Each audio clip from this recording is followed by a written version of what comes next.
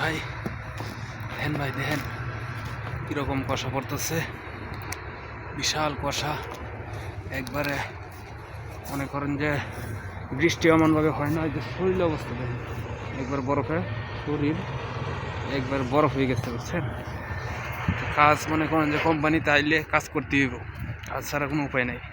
আপনাকে যদি রাশিয়া থাকতে হয় তাহলে কাজ করতে হবে, কাজ মিস দেওয়া যাবে না। দেখেন ভাই তুষারপাত কী পরিমাণ হচ্ছে দেখা যায় না, একবারে আলোকিত হয়ে গেছে, ওই যে বৃষ্টির মতো পড়তেছে। আর আমার পিছনে একবারে সাদা হয়ে গেছে, ওইদিকে তো দেখাই যায় না, একটু দূরা দেখা যায় না।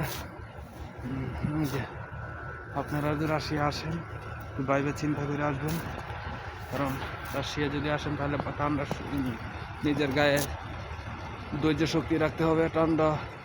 ঠান্ডার জন্য এই বরফ, নিচেও বরফ, উপর দিয়ে পড়তেছে বরফ, কিন্তু বাহিরে দাঁড়ায় রয়েছে কাজের জন্য। গাড়ি আসছে, মাল আসছে, গাড়ি নামাতে হবে, বরফ হাতাইতে হয়।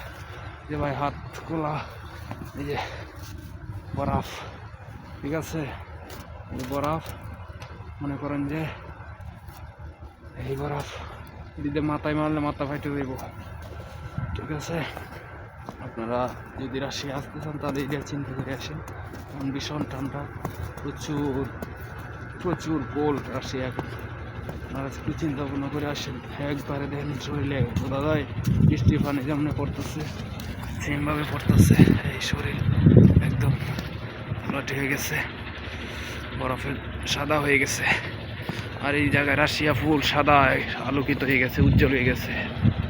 মনে করেন যে সূর্য না উঠলে কিন্তু অনেক সব দিক দিয়ে শুধু সাদা বরফের, তার জন্য আলোকিত।